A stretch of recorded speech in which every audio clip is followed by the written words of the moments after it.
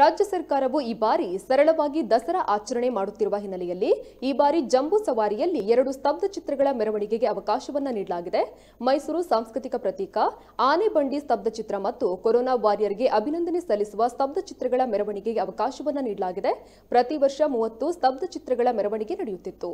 ಆದರೆ corona virus ಹಿನ್ನೆಲೆಯಲ್ಲಿ ಈ ಬಾರಿ ಕೇವಲ 2 ಸ್ತಬ್ಧ ಚಿತ್ರಗಳ ಮೆರವಣಿಗೆಗೆ ಅವಕಾಶವನ್ನ ನೀಡಲಾಗಿದೆ.